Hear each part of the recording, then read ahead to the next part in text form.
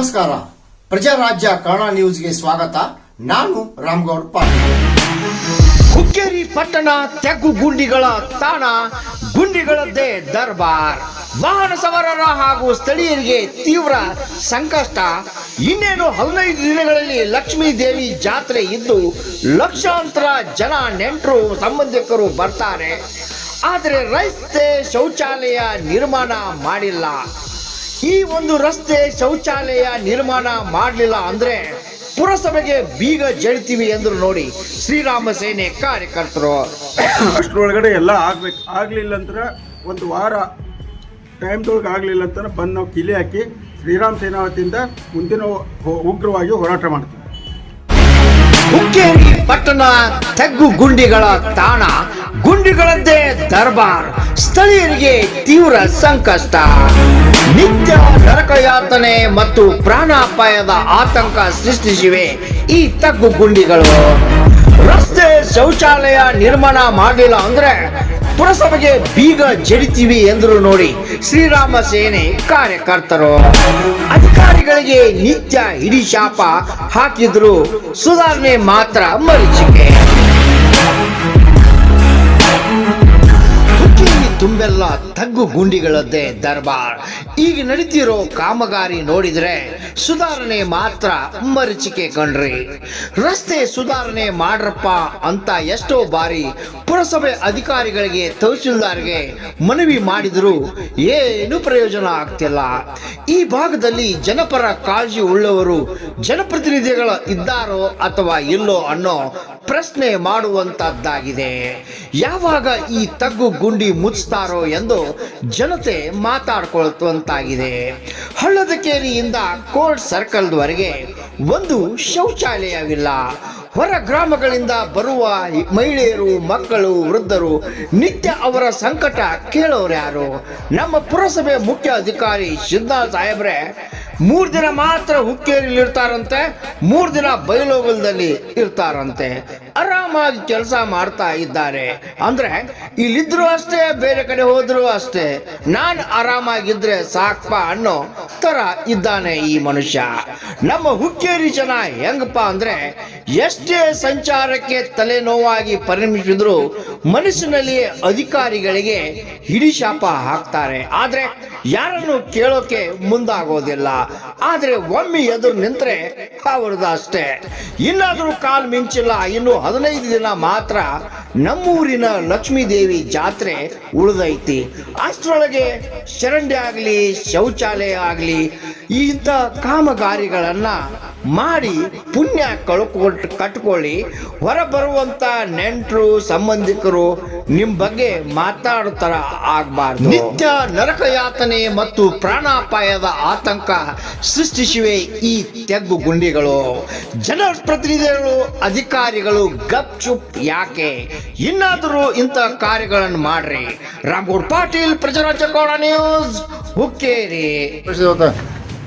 ಗ್ರಾಮ ದೇವತೆಯ ಜಾತ್ರೆಗೆ ಸಂಬಂಧಿಸಿದಂತೆ ನಡಿಬೇಕಾದ ಎಲ್ಲ ಕಾರ್ಯಗಳನ್ನು ತುರ್ತಾಗಿ ನಮ್ಮ ಮುಖ್ಯಾಧಿಕಾರಿಯವರು ಪ್ರಭಾರ ಬೈಲೊಂಗಲದಲ್ಲಿ ಚಾರ್ಜ್ ಇರೋದ್ರಿಂದ ಇವತ್ತು ಕೆಲಸದ ನಿಮಿತ್ತ ಅಲ್ಲಿ ಹೋಗಿದ್ದಾರೆ.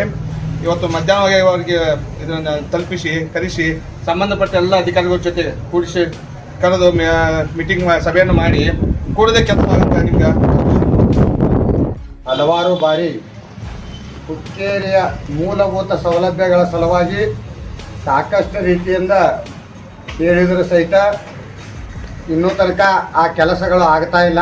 ಯಾಕನ್ನೋದನ್ನು ಅವರು ತಿಳಿಸ್ತಾ ಇಲ್ಲ. ಇದು ಅಲ್ಲದೆ ಸಹಿತ ನಮ್ಮ 3 ವರ್ಷಕ್ಕೊಮ್ಮೆ ಲಕ್ಷ್ಮೀ ದೇವರ ಜಾತ್ರೆ ಇರುತ್ತದೆ. ಲಕ್ಷಾಂತರ ಭಕ್ತರು ವಿವಿಧ ಹಳ್ಳಿ, ತಾಲೂಕಾ, ಜಿಲ್ಲಾಗಳಿಂದ ಇಲ್ಲಿ ಬರುತ್ತಾರೆ. ಅದಕ್ಕಾಗಿ ಅವರಿಗೆ ಮೂಲಭೂತ ಸೌಲಭ್ಯಗಳಾದ ನೀರಿನ ವ್ಯವಸ್ಥೆ ಇರ್ಬೋದು, ಸಪ್ರೇಟಾಗಿ ಈಗಾಗಲೇ ಮನೆಗಳು ಕುಡಿತಕ್ಕಂಥದ್ದಂತ ಅಲ್ಲ. ಆಮೇಲೆ ಏನಿಲ್ಲ, ಮೇನ್ ರೋಡ್ಗಳ ಸಿಕ್ಕಾಪಟ್ಟೆ ತಗ್ಗು ಬಿದ್ದಾವ, ಆ ವ್ಯವಸ್ಥೆ ಆಯಿತು.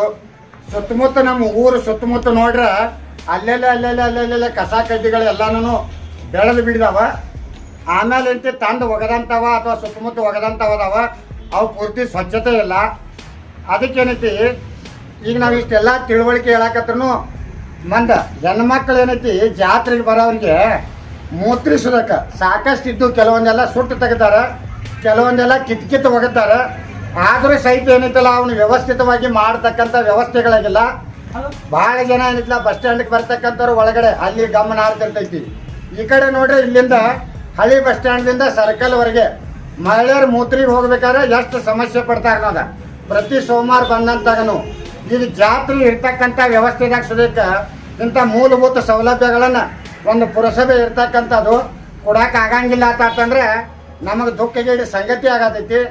ಮತ್ತು ನಾವು ಮುಂದಿನ ಹೋರಾಟ ಏನಿದೆಯಲ್ಲ ಯಾವ ರೀತಿ ಮಾಡ್ಬೇಕು ಅನ್ನೋದು ಭಾಳ ಏನಿಲ್ಲ ಕಠೋರವಾಗಿ ತಗೋತಕ್ಕಂಥ ವ್ಯವಸ್ಥೆ ಮಾಡಬೇಕಾಗ್ತೈತಿ. ಯಾಕಂದ್ರೆ ನಾವೇನು ನಮ್ಮ ಮನೆಗೂ ಕೇಳೋನಿಲ್ಲ, ಏನು ಹತ್ತ ವಸೂಲಿ ಮಾಡೋರ್ನೂ ಅಲ್ಲ. ಯಾವುದೇ ರೀತಿಯಿಂದ ಸಾರ್ವಜನಿಕರಿಗೆ ಏನು ತೊಂದರೆ ಆಗತೈತಿ ಆ ತೊಂದರೆ ನಿವಾರಣೆ ಮಾಡಬೇಕಂತ ಅನ್ನೋ ಸಲುವಾಗಿ ಪುರಸಭೆ ಅಧಿಕಾರಿಗಳಿಗೆ ಸಾಕಷ್ಟು ಸಲ ಹೇಳಿದ್ದೀವಿ.